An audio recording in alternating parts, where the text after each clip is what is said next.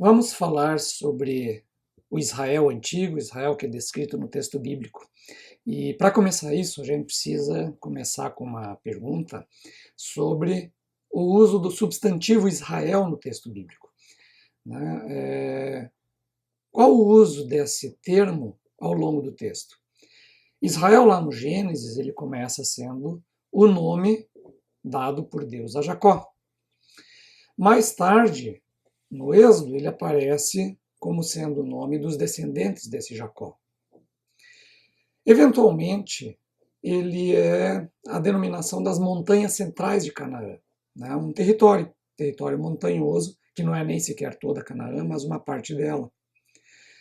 Lá em Samuel, de repente, esse Israel ele se torna o povo governado por Saul.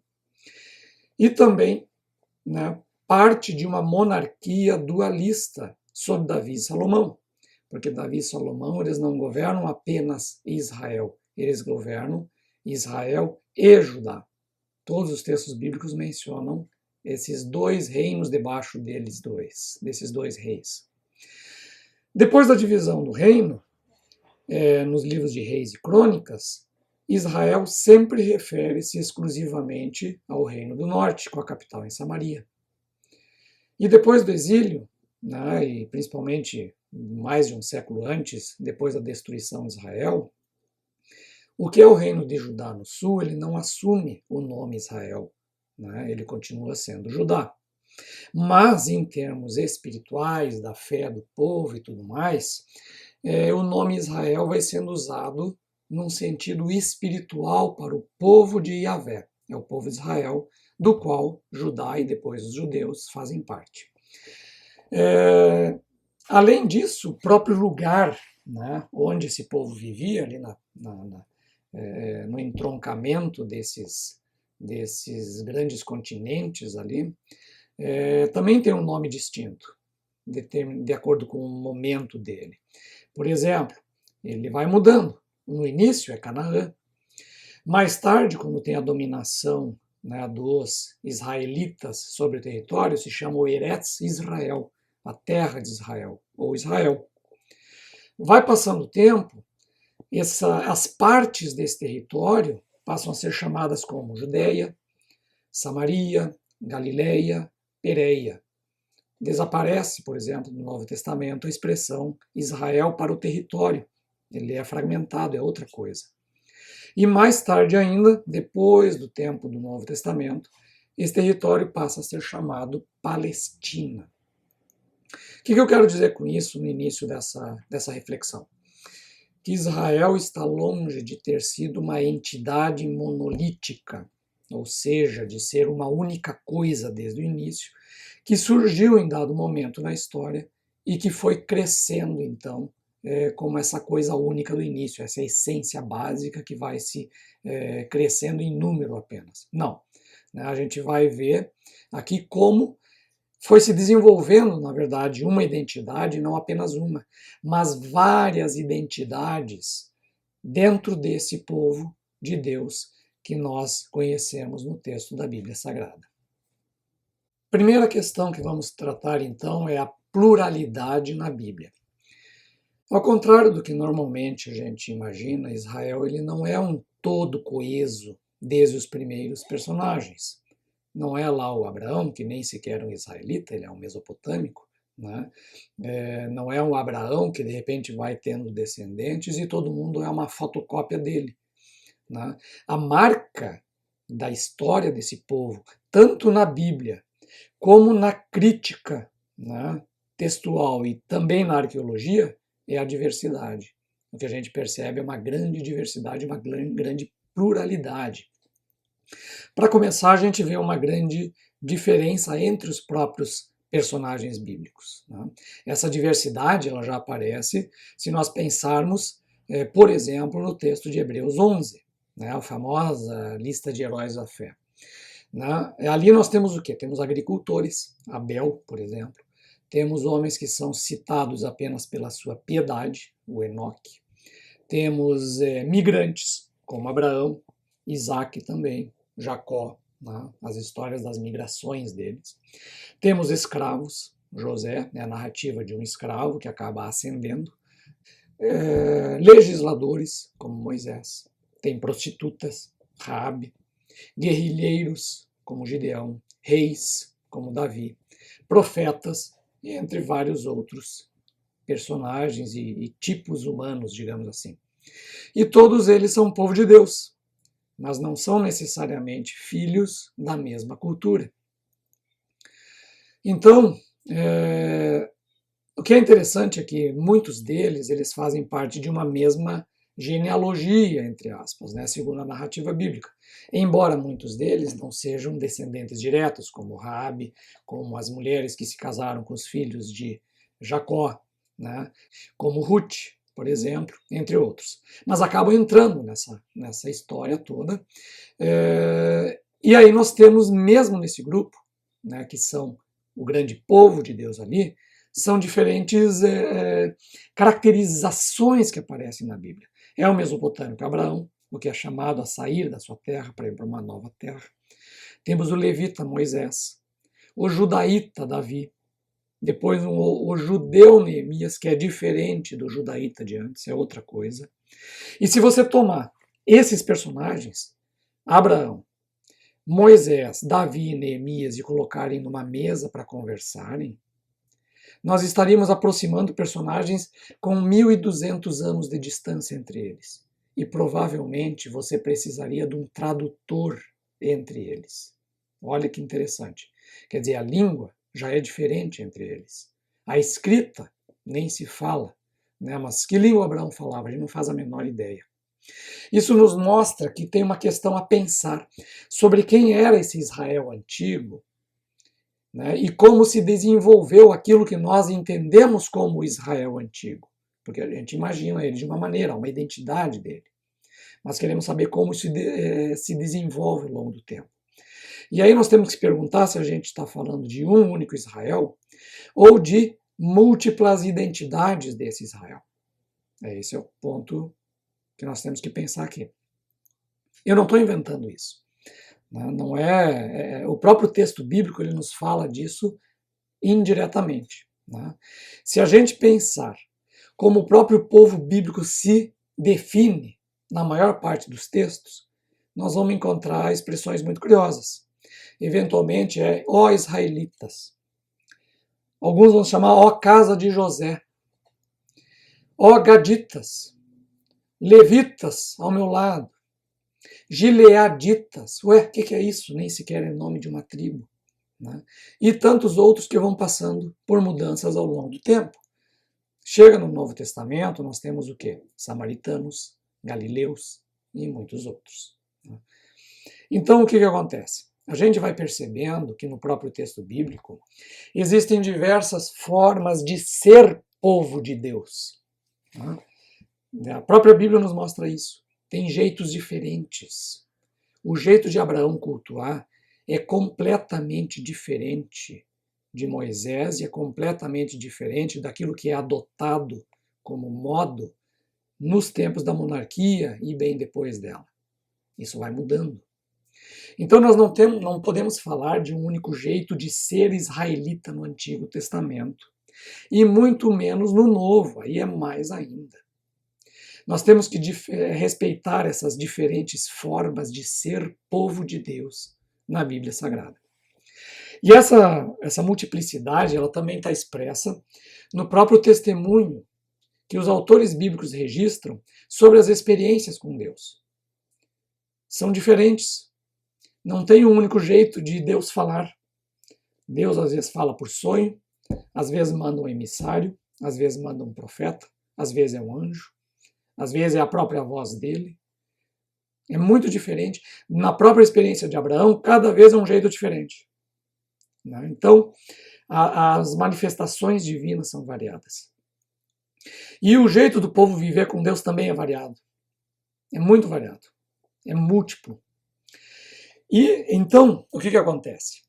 Os testemunhos foram múltiplos e diferentes entre si e geram então um grande mosaico de testemunhas. E é isso que Hebreus menciona, e é a beleza desse texto, quando ele trata dessa diversidade de testemunhas. Ele diz assim: Portanto, também nós, uma vez que estamos rodeados por tão grande nuvem de testemunhas, livremo-nos de tudo que nos atrapalha e do pecado que nos envolve, e corramos com perseverança a corrida que nos é proposta.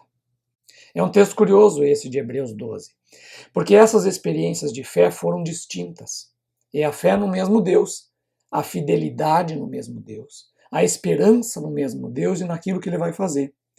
Mas uns tiveram sucesso, entre aspas, né, daquilo que nós chamamos de sucesso, fecharam a boca de leões, libertaram o povo, tiveram feitos de bravura. E outros, parece que é uma descrição do fracasso aos nossos olhos. Eles foram cerrados ao meio, viveram escondidos nas montanhas, né, pregando coisas a homens que não eram dignos deles. Mas todos são listados como experiências de fé com o mesmo Deus e o mesmo valor diante dessa vida com Deus e diante de Deus. Então, a Bíblia ela é um grande mosaico de diversas vozes, uma polifonia de vozes, mas que às vezes é até dissonante. Nós temos 4 evangelhos, com às vezes perspectivas diferentes e às vezes até aparentemente contraditórias. Mas a igreja nunca tentou unificar isso. Ela não escolheu um evangelho para ser o verdadeiro. Ela manteve as vozes distintas. Nós temos conselhos em Provérbios que são questionados em Eclesiastes.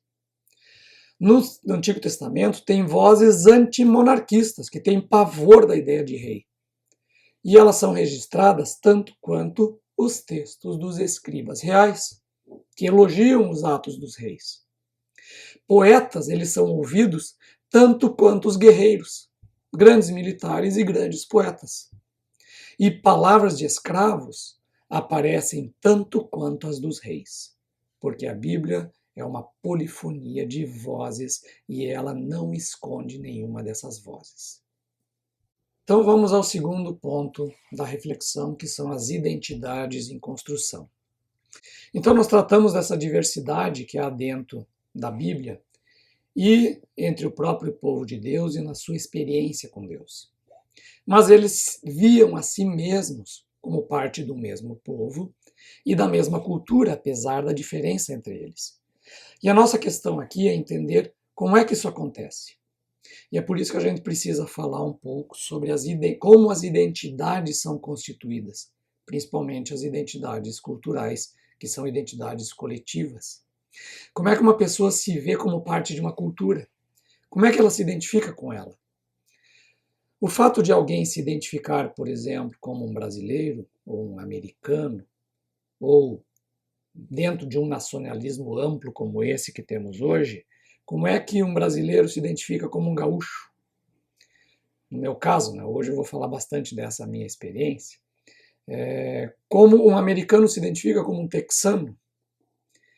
Isso significa que alguém se percebe como parte de uma cultura e às vezes parte de uma subcultura dentro dessa cultura maior. Isso é ter uma identidade cultural. E aqui a gente vai pensar rapidamente sobre como isso é construído.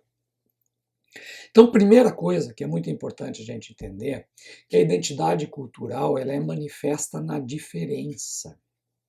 Né? Então, esse é o primeiro fato e mais importante. Você se percebe parte de uma cultura quando entra em contato com alguém que age de um jeito diferente, ou alguém que é diferente de você. Aí você se dá conta de você mesmo. Exemplo meu da infância. A minha mãe, nós brincávamos com ela, porque quando ela falava assim, número 3, e sinalizava o 3, ela fazia assim. Pega 3. E nós dava risada, né? Nós crianças, porque não, mãe, é assim 3, não é assim. E eu nunca tinha entendido essa questão até esses dias atrás, quando eu assisti Bastardos Inglórios, um tempo atrás, já faz uns anos. O filme Bastardos Inglórios. O que acontece no filme do Tarantino? Tem um infiltrado britânico entre os nazistas, disfarçado de oficial nazista. E ele fala o alemão muito bem e tal. E ele encontra num bar um outro oficial nazista e ele se dizia ser de tal região da Alemanha, e esse oficial era de lá. E o camarada, ele começa a achar estranho o sotaque dele, olha, não está batendo muito. E diz, tu é da onde? Eu estava fora, eu viajei muito, por isso que é diferente e tal.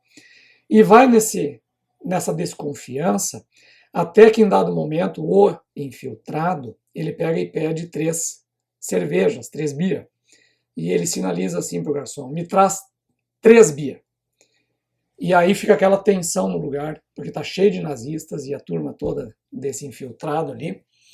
E fica tensão no ar. E aí eles revelam o que acontece. Ele revelou que não era um alemão pelo gesto dele. Porque um alemão, ele usaria 3 assim. E como ele não era um alemão nato, ele fez assim. Na hora eu entendi, cara, o que estava acontecendo ali? A minha mãe, ela é uma filha da descendência alemã, da imigração alemã, assim como meu pai. E eles viveram nessa comunidade alemã a vida inteira, falando alemão, praticamente só alemão, no Brasil. E eu e meus irmãos já éramos totalmente vivendo na cultura brasileira, mas dentro, em casa, com a alemã. E nós já éramos totalmente brasileiros. E ela totalmente, ainda basicamente alemã. Né? E aí eu percebi essa grande diferença. É assim que funciona. Né? Você percebe a diferença nesses detalhes, que é quase inconsciente o teu agir. Mas quando você vê o outro, você toma consciência. Então, ou seja, a identidade ela é marcada no encontro e na comparação com o outro. Ela depende desse outro. Então, um grupo ele se identifica pela diferenciação em relação a outros grupos. E por isso ela envolve também o quê? O encontro e uma relação com os outros. Só que essas fronteiras, elas são elásticas, são variáveis. Ela não é uma fronteira absoluta. Não tem um ponto que chega aqui e começa o outro e não há intercâmbios. Tem trocas. Por exemplo, eu me defino, sou um brasileiro. E eu me defino isso em relação ao uruguaio, certo?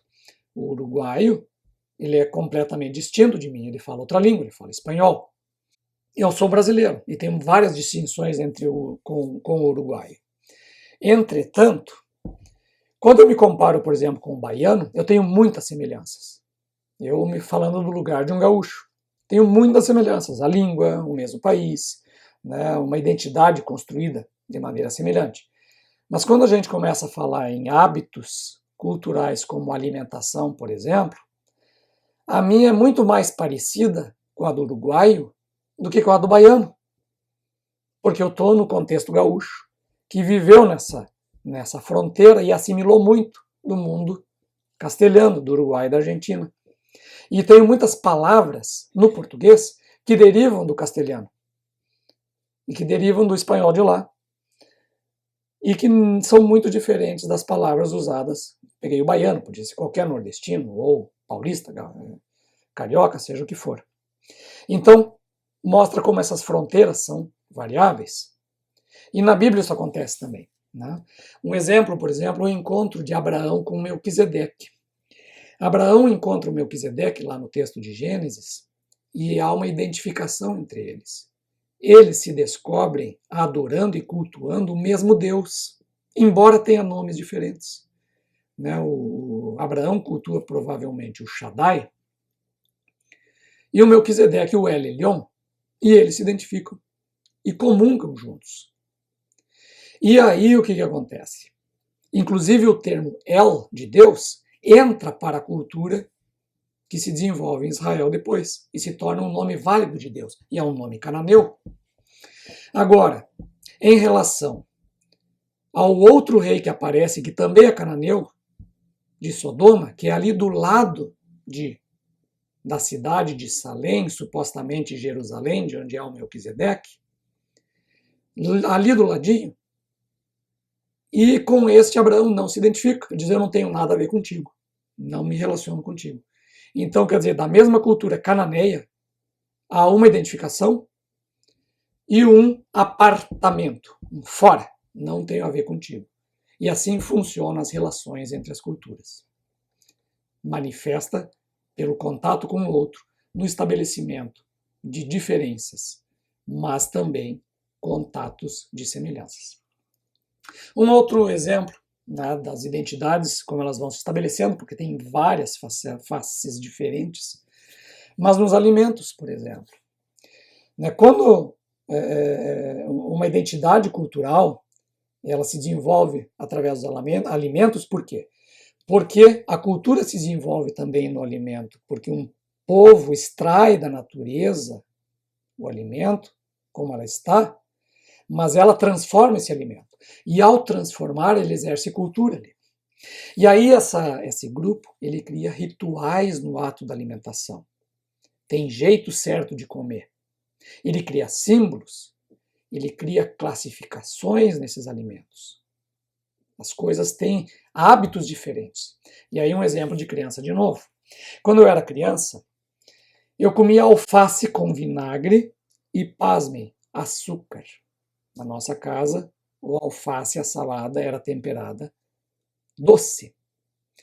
Coisa típica de quem? A comunidade alemã do Rio Grande do Sul. Eles comiam assim. Até o dia que pela primeira vez eu almocei na casa de um colega, fora de casa.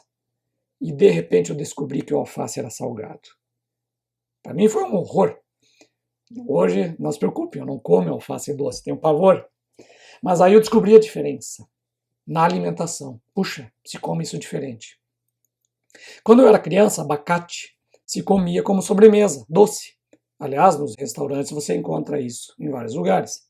É um hábito brasileiro. Hoje eu como abacate. Doce é o último jeito. Eu como ele com uma torrada de pão, fatias de abacate e um ovo frito em cima, que é uma tradição norte-americana, é o avocado toast.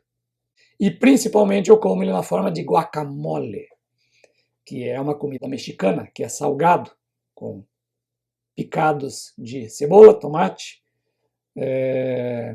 limão e sal. E pimenta, pelo amor de Deus, pimenta. E aí eu como com Doritos, porque as tortilhas são difíceis de achar eventualmente. Então, as culturas determinam maneiras diferentes de comer o mesmo produto. E aí a cultura se define pelo que se come, mas ela também pelo que é proibido comer. Tem coisa que uma cultura não pode comer. Um exemplo, os judeus com o tabu da carne de porco. Não pode comer carne de porco. E outras coisas, camarão, etc, etc. Né? Mas esse é um tabu famoso. Os islâmicos também não comem carne de porco, mas eles também proíbem bebida alcoólica. O judaísmo já não tem proibição da bebida alcoólica, nem no cristianismo. Então, vai variando isso em cada cultura, aquilo que é proibido. No Brasil, não é proibido, mas é um tabu não falado, mas não se come carne de cavalo. Jamais. Mas você pode comer outras coisas. Então, a cultura também se define pelo que é proibido comer. Além da alimentação, tem vários outros elementos, eu vou citar apenas alguns aqui. A identidade cultural ela também cria relações binárias. Elas se combinam de formas binárias. Ela estabelece, por exemplo, quem é o habitante local e quem é o forasteiro, quem é o estrangeiro. E geralmente você percebe muito claramente quem é da tua terra e quem não é. Não precisa muitas palavras. Você vê o jeito de andar, às vezes você já sabe. A roupa que está usando, tu já sabe. A primeira palavra que ele fala contigo, você já sabe que é um estrangeiro, que é alguém de fora. Você nota isso. Ela também estabelece as diferenças do que é limpo ou sujo. Só que o limpo ou sujo depende do local em que ele está. Por exemplo, a terra, se você tem um punhado de terra e ela está largada no chão da cozinha, é sujeira. Mas se ele estiver no gramado de casa, não é sujeira. Lá ela não é sujeira. Ela está no lugar certo, porque o sujo é aquilo que está no lugar errado. Porque a relação estabelecida ali é do que? É da ordem contra a desordem. Porque as culturas também definem o que é ordenado e o que é desordenado. E aí entra, por exemplo, o problema do forasteiro. Porque ele sempre é um elemento de desordem no meio. Ele causa uma ruptura da ordem local. Às vezes é visto de uma maneira tranquila, mas outras vezes é visto com maus olhos. E aí é o problema, por exemplo, dos imigrantes em muitas culturas, porque eles provocam a desordem no status quo, para o bem e para o mal. Então, esses forasteiros que chegam, eles muitas vezes têm um processo de migração e eles podem acabar se tornando membros dessa cultura. E aí eles vão ser o quê? Eles vão ser membros de uma outra cultura que estão dentro do predomínio de uma nova cultura e vão aos poucos assimilando os elementos e entendendo como ela funciona. E eles passam por um processo lento de integração nessa cultura, mas nunca vão ser totalmente dela. Eles vão ser sempre, de certa maneira, entre aspas, forasteiros. E só que o que acontece com os filhos deles? Os filhos vão ser essas figuras biculturais, que têm duas culturas. Né? Então ele vai ser tanto aquele que compreende a cultura de onde veio, como aquele que está inserido numa nova cultura. Ele entende as duas. É mais ou menos o que eu era na minha casa. Né? Os pais dentro de uma cultura de uma colonização alemã e eu um brasileiro total. Dá para entender os dois e viver os dois. Os grandes tradutores são pessoas desse tipo, né? Que cresceram em duas culturas e entendem elas plenamente. E nós temos vários exemplos disso na Bíblia. Né? O próprio Israel, ele é muito do elemento forasteiro. Como ele perdeu a sua terra, e originalmente ele não tinha terra, ele era migrante, ele era um forasteiro por essência. O próprio termo hebreu deriva disso. Ele é do outro lado do rio. Ele é o estranho, é o cara que está de fora, que está no nosso meio. E Israel é muito disso. Ele é esse povo em transição. Né? E depois do exílio, da perda da terra, a diáspora tornou eles permanentemente um povo em transição. Um forasteiro, de certa maneira, que vai se integrando em novas culturas. Paulo é um tipo desses. Ele é um homem de duas culturas. É um homem que conhece plenamente a cultura grega e vive intensamente e plenamente a cultura judaica. Né? Então, eu quero ir para o último detalhe sobre essa questão da identidade cultural, é que ela é constituída de diferentes elementos. Né? A linguagem é um deles, e ela é um enigma antropológico, porque a língua ela é um produto da cultura, mas ela também é uma parte dessa cultura, e uma das mais importantes, a própria língua. Só que ela também é a condição da cultura. Você só adquire a cultura de um povo por meio da linguagem. Mas a língua saiu da cultura e ela é parte da cultura. Então ela meio que se mistura com a própria cultura. E, falando em Bíblia, é o hebraico. Né? O hebraico é esse grande elemento cultural dos judeus, lá da antiguidade, que morreu, deixou de ser falado e foi ressuscitado no século XIX. E hoje é um elemento cultural, né, importantíssimo, com caráter secular, que antes já não tinha mais. As relações de poder também agem sobre as identidades. Né? Nós temos poderes políticos que tentam centralizar uma identidade e criar uma identidade, estabelecer um domínio, padronizar comportamentos, impor os próprios valores sobre os dominados. Na antiguidade foi o que aconteceu com o Império Romano. Eles tentaram, não conseguiram, na maior parte das vezes, mas tentaram impor um padrão cultural. Os imperadores gregos, né, os macedônicos, tentaram fazer isso na Judéia. Deu uma guerra dos macabeus com isso. Depois os asmoneus, no período entre os testamentos, tentaram impor a cultura judaica aos povos ao redor deles. Então, tudo está estabelecido no quê? Nas relações de poder também, tentando criar essas culturas. E, finalmente, né, a identidade ela não é fundada somente no presente e no passado, naquilo que vivemos hoje e naquilo que nós recebemos do passado. Ela também é forjada a partir daquilo que nós esperamos do futuro. Né, porque as culturas também produzem uma identidade prospectiva, Quer dizer, aquilo que nós sonhamos em ser, em fazer, forja aquilo que somos hoje. Então, se somos um povo que quer conquistar, dominar um determinado território, a gente vai construir uma identidade baseada nisso.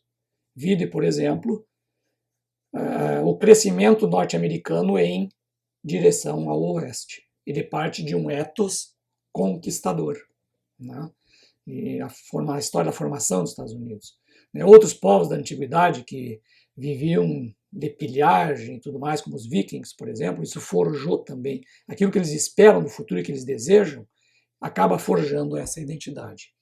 E aí a gente tem que lembrar que nenhum povo foi tão movido pela esperança e pela ideia de futuro do que o Israel bíblico, especialmente o judeu, depois do exílio, forjado por uma esperança messiânica, por uma intervenção de Deus na história, e isso marca a identidade de um povo sendo construído.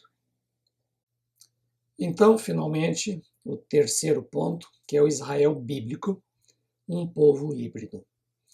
As culturas, elas não são um dado original, uma essência que se reproduz no tempo, né? Saiu lá das entranhas do Jacó e ficou sempre a mesma coisa para sempre.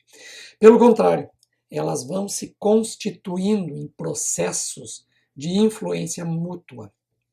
Muitos termos foram criados aí na sociologia, na antropologia, para explicar esse fenômeno, e entre eles, um deles é o hibridismo. Tem vários, e eu não sou um defensor de nenhum deles, mas esse do hibridismo, do Peter Burke, por exemplo, ele diz que uma cultura ela se encontra com outra, ela se choca pela diferença e acaba assimilando, então, algumas novas formas culturais, não sem uma certa dificuldade, um receio e tal. Mas com o tempo ela vai se solidificando e aí vira uma tradição. E depois que virou tradição, os membros dessa cultura passam a acreditar que isso sempre foi assim. Isso é uma coisa muito curiosa. Ela se firma na tradição e você tem uma sensação de perenidade. E é por isso que surgem os mitos, né, da essência. Nós sempre fomos assim, não podemos perder esse valor de sempre e tal. Um exemplo desses é a cultura gaúcha, de novo, vou puxar o exemplo. Né? Ela foi gestada entre dois grandes centros culturais, que é o de Montevidéu, Buenos Aires, e um deles, né, mas o brasileiro, do Rio, São Paulo. Então ela é uma cultura mista dessas duas coisas, né, ao mesmo tempo. E por isso que o gaúcho entende muito bem os dois. Né? E é só por isso que surge, por exemplo, um compositor como Lupicínio Rodrigues, que faz samba, um ritmo brasileiro, com letra de tango, que é da tradição platina. Então, notem como essas culturas vão se misturando, mas o gaúcho jura que é desde sempre isso que ele é. Né? Então, ele surge desse embate, né? dessas assimilações. A bombacha, por exemplo, veio na época da Guerra do Paraguai, uma importação de calças da Turquia, que acabou pegando e virou uma tradição gaúcha. Mas não existia até o século XIX. Era outra coisa que se usava. Mas, de repente, parece que desde sempre o gaúcho usa bombacha. Então, os processos históricos de formação cultural, eles implicam em várias situações distintas, reações diferentes, reações variadas e resultados variados.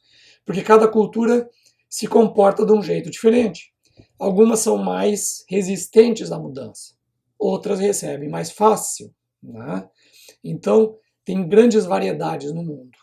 E aí é por isso que nós temos uma grande diversidade cultural no mundo. Né? E Israel, na antiguidade, ele estava encravado justamente no cruzamento das grandes civilizações do Antigo Oriente Próximo. As grandes civilizações da Mesopotâmia, né, da Suméria, Acádia, depois as babilônicas, a Síria, né, da Pérsia mais adiante, que está em contato com o Oriente, o Egito do outro lado, a Etiópia, todos esses povos, e depois a influência do que? Do mundo grego, mundo romano. Então tem uma multiplicidade de influências no Israel antigo. E ele vai justamente constituindo a sua identidade nesse caldo de povos e influências. E aí nós vamos ver então que há identidades em construção no Israel antigo. E a narrativa bíblica apresenta tudo isso. Só que a gente vai imaginando isso como uma única coisa que foi original da Bíblia. E às vezes não é necessariamente. Só que o que Israel fez ao longo do tempo? Ele pensou e interpretou o mundo e a si mesmo. Como ele fez isso? Por meio dos próprios textos, ao longo de milênios, que acabam resultando na Bíblia e na vasta literatura entre os testamentos. Então nós podemos pensar nessas identidades israelitas que vão surgindo em várias dimensões. Na dimensão semiótica, quando ela foi definindo as diferenças em relação aos outros e criando uma imagem própria de si mesma. Numa dimensão política, quando ela tentou estabelecer relações de poder internas e externas. Por exemplo, as monarquias de Israel e Judá tentaram impor identidades e tiveram reações populares contrárias. Os impérios tentaram impor identidades em Judá. Então isso tudo está debaixo de uma dimensão política e tem uma dimensão histórica, quando as contingências de cada tempo acabam destruindo ou mantendo identidades. Por exemplo, as identidades do reino Israel do Norte são destruídas e deixam de existir, e sobram os samaritanos, uma parte deles. A de Judá não foi destruída, mas foi preservada onde? Dentro da Babilônia. E aí ganha outra dimensão. Então, os fatos de cada momento também vão influenciar como essas identidades vão surgindo. E não foi uma construção pacífica, mas com grandes reviravoltas ao longo de muitos séculos de história. Por essas razões, eu escrevi o livro Aqueles da Bíblia. A minha ideia dele não era contar uma nova história, assim, uma grande inovação, assim, mas é propor uma nova imaginação dessa história. Por que eu falo imaginação? Porque toda história é um ato de imaginação. A gente faz as divisões históricas, dá os nomes e tudo mais, e cria-se aí uma ideia de continuidade. Mas o que eu queria ressaltar são as descontinuidades. O que muda? E quais são as diferenças dentro do próprio Israel? E esse é o grande propósito do meu livro, mostrar essas múltiplas identidades que foram surgindo. E aí eu fui estabelecendo o quê? Nos períodos históricos, ao invés de usar títulos tradicionais como era pré-monárquica, ou era patriarcal, ou era dos juízes, monarquia e sei lá o quê, eu quis focar na identidade de cada momento, ou a principal identidade de cada momento. E é por isso que eu trabalhei a maneira como eu vou apresentar agora.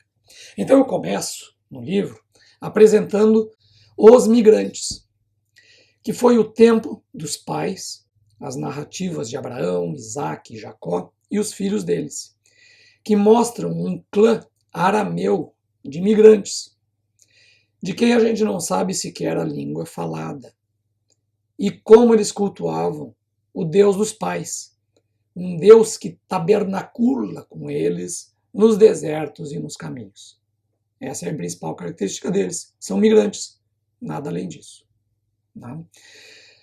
E aí tem, claro, as formas de culto, o entendimento de Deus, tudo é muito diferente do que nós estamos acostumados. É típico de um clã migrante de pastores.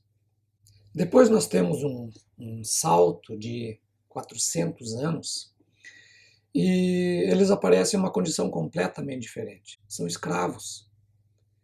E na condição de escravos, né, eles recebem a principal narrativa de todo o Antigo Testamento, que é demonstrando como esse bando escravizado, sob uma corveia no Egito, foi alvo dos atos salvadores de Deus. nessa que se tornou a grande história de libertação que marcou o imaginário desse povo ao longo de milênios e até hoje, que é a grande história da Páscoa.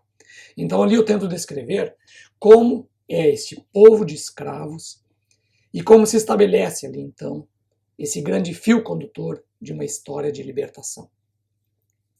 Depois nós temos uma nova circunstância, que eu, de uma maneira provocativa, estou chamando de anarquistas. Por quê? Por causa do modo de vida que é antiestatal deste povo, porque eles não são apenas desorganizados, e não tem um Estado, não tem um governo, não tem nada. Eles são contra isso. E isso aparece no texto. Eles não querem nada disso. Por quê? Porque eles saíram de uma escravidão, de um poder estatal. E eles não querem mais a escravidão. Eles querem ser livres. E ali eles funcionam como? Como tribos, clãs, dentro de Canaã. Né? Inclusive um tanto misturado aos cananeus e outros povos e muito parecidos com eles, mas construindo múltiplas identidades. São os efraimitas, são os danitas, são os gileaditas, são os judaítas, né? E são outros tantos levitas misturados com eles, de uma maneira descentralizada nas regiões montanhosas de Canaã, né? Em pequenas comunidades espalhadas. Então por isso que eu chamo ali de anarquistas. De repente nós temos umas reviravoltas em que a chegada principalmente dos filisteus estabelece uma nova necessidade, e aí surge o quê? Os monarquistas. Uma necessidade externa provoca a emergência de uma nova identidade. É quando as tribos optaram por uma coalizão em torno de uma monarquia, o que trouxe alguns benefícios, mas muitos problemas. E foi nesse tempo que a Bíblia descreve a maior tentativa de centralização das identidades, que é na cidade de Jerusalém, no templo, na monarquia de Davi e de Salomão. Mas isso vem abaixo, logo em seguida, dura 2 gerações. E aí vem o que? O tempo dos separatistas. Depois dessa pequena unidade, né?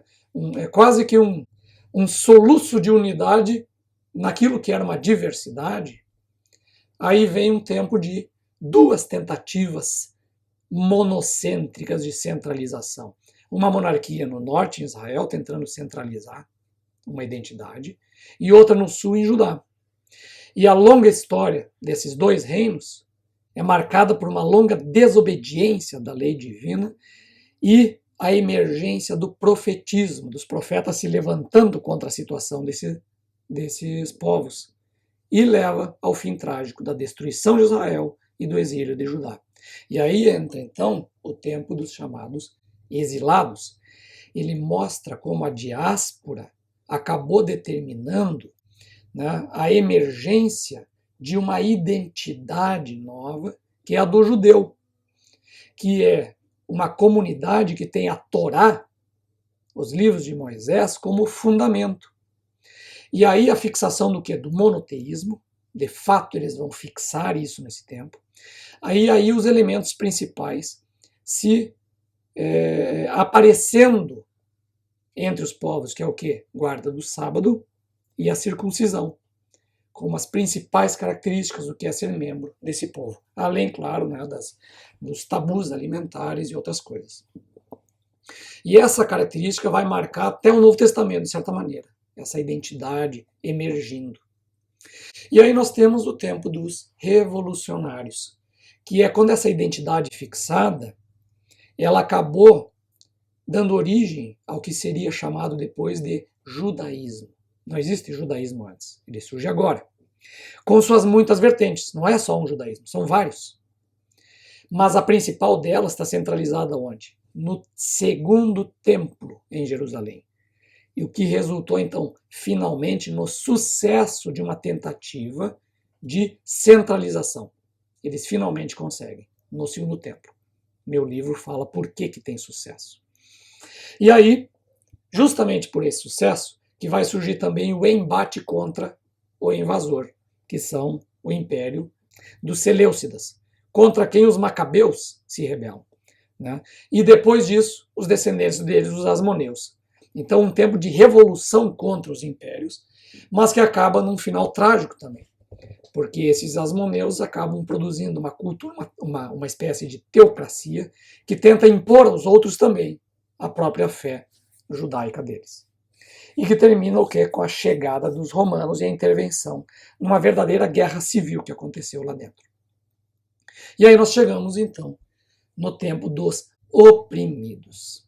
E aí alguém vai dizer, puxa, mas por que oprimidos? Eles é Israel debaixo do Império Romano e tudo mais, mas é justamente isso.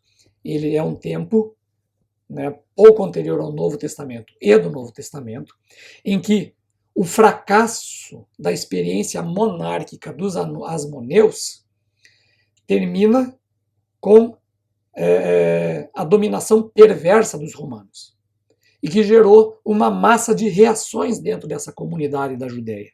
Né? Você tem ali os elites participando no banquete desses poderosos romanos, né? As elites judaicas junto com os romanos lá se refestelando. Você tem uma turma conformada, mas magoada com essa situação de uma grande massa popular. Vamos viver do jeito que dá. Mas imagina o que era celebrar a Páscoa todo ano, que era a história de uma libertação de um império estrangeiro, e estar vivendo como escravo de um império estrangeiro. Imagina o que significava Páscoa nessa época. E aí também outros que se rebelavam contra isso. A rebelião, inclusive a guerrilha armada de grupos terroristas entre esses judeus no tempo romano. Então esse tempo de extrema aflição e opressão termina com o quê? A definitiva derrocada de Israel antigo e a destruição em 70 e depois em 135. E é nesse tempo extremamente trágico que emerge o quê? O cristianismo, né? E o próprio judaísmo, como entendemos hoje, com as suas múltiplas identidades se desenvolvendo a partir dessas duas grandes matrizes que nascem dessa história do Israel antigo. Então, em linhas gerais, essas são algumas das identidades desenvolvidas ao longo de muitos séculos da história do Israel bíblico, que eu tentei resgatar no livro Aqueles da Bíblia. Então, para concluir, o Israel bíblico e a igreja atual. Por que ele serve para nós estudar essa história, então? Né? Além, claro, de entender melhor o texto bíblico. Eu mencionei Hebreus 11. Né? A chamada à fé, ela é uma convocação a uma jornada, um caminho de construção e de transformação de nós mesmos. A gente entra, né, num processo da vida inteira, porque a nossa vida é um livro a escrever, e nós vamos construindo essa nossa identidade. E essa marcha, ela acontece como? Na contingência da história, nessa realidade dura que nós vivemos, na concretude do mundo. Nós, como crentes, como cristãos, nós não somos lançados na transcendência, né? O que nós somos é formado na dureza do caminho. A gente está caminhando e sendo formado. É nesse mundo, nessa realidade. E isso aparece muito claramente na forma como a Bíblia narra a experiência de Israel no tempo. A cultura israelita ela foi múltipla, diversa, porque foi construída em muitos encontros. E ela não deixa de ser um caminho natural do processo divino na história. Deus se fez carne e andou entre nós. E se fez carne como o quê? Como um homem judeu, galileu, no primeiro século. Teve uma história, uma carnalidade disso. Deus se fez carne. Dentro do ambiente cultural, nas características do ambiente. Então a revelação vem do alto, mas ela se manifesta na concretude da história. Por isso, Israel não foi uma experiência monolítica no passado, mas ele viveu múltiplas formas de ser povo de Deus no mundo. E a experiência, então, de Davi, como rei, foi totalmente distinta da de Esdras, como um escriba. Mas ambos são parte desse mesmo povo de Deus e foram usados pelo mesmo Deus no reino de Deus. E isso vale para a igreja hoje também. É nessa catolicidade, nessa multiplicidade, nessas diferentes caras, diferentes identidades, que reside a experiência do divino. É na beleza dessa multiplicidade. Nós somos aquilo que nós podemos ser. E nós temos um espaço para essa multiplicidade de experiências na igreja, como houve no Israel bíblico. Precisamos não apenas aceitar isso, mas celebrar isso. E é o que eu gostaria de deixar nessa reflexão. Muito obrigado e que Deus nos abençoe. Amém.